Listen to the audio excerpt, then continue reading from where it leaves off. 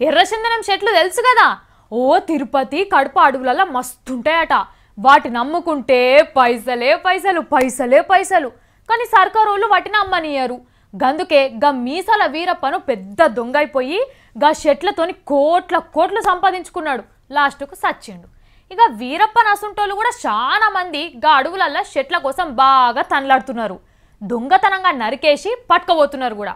ఇప్పుడు గా ఎర్రచందనం ముచ్చట ఎందుకంటే గా చెట్ల పేరు చెప్పంగానే ఇప్పుడు ఒక లీడర్ యాదికొస్తాడు మనకు. ఆయన మీకు బాగా తెలుసు, ఎవరో చెప్పాలనా? చెప్పుడెందుకు కానీ సార్నే చూపిస్తా చూడు. పూలు అమ్ముకున్న జాగాలనే కట్టెలు అమ్ముకుండా అంటే ఎరికే కదా, ఆల తాగం అయితే చేస్తారు. ఇప్పుడు సీమాంధ్ర చంద్రాలు సార్ ఇదే పని చేస్తున్నాడు. సింగపూరు దుబాయ్ మాటలు చెప్పి ఎర్రచందనం దుంగలు ఆమె పనిలో పడ్డాడట.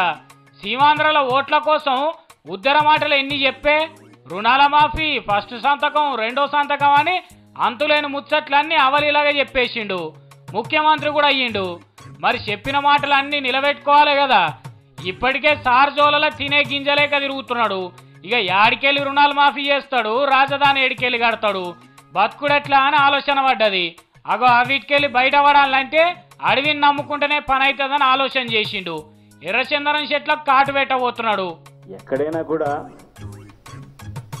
అడవిలో ఎర్రచందనం చెట్లుంటే ఆ పెరుగుతా ఉన్న చెట్లు కోయని ఆ చెట్లను కూడా మార్కింగ్లు చేసేసి అవి కూడా తాకట్టు పెట్టి బ్యాంకులకు అమ్మేస్తామంటున్నారు.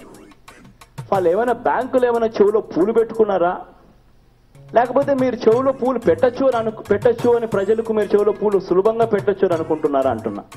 కడప శేషాచలం అడవులలో బొచ్చెడు చెట్లున్నాయి కదా ఎర్రచందనం చెట్లు.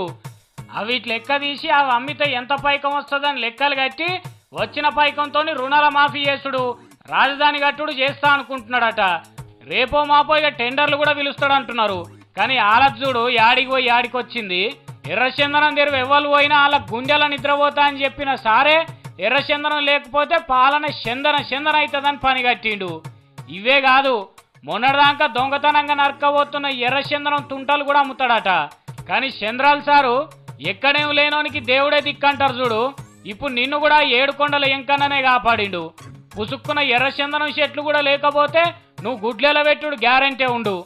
ఎట్లంటే గా తీరుగ ఉద్దర హామీలు ఇస్తీవి. ఎట్లయితే ఉన్నది కానీ జనం సంపద నరికి జనానికే పెడుతున్నాడు. ఏడుకొండల వాడిని వెనకకు ముందుకు చూసేంత సాపైతుంది అడవంతా. ఒకప్పుడు హైటెక్ మాటలు మాట్లాడేది, ఇప్పుడు కట్టెలు అమ్ముకుంటున్నాడు. ఇదే పువ్వులమ్మిన జాగాలనే కట్టెలమ్ముడంటే.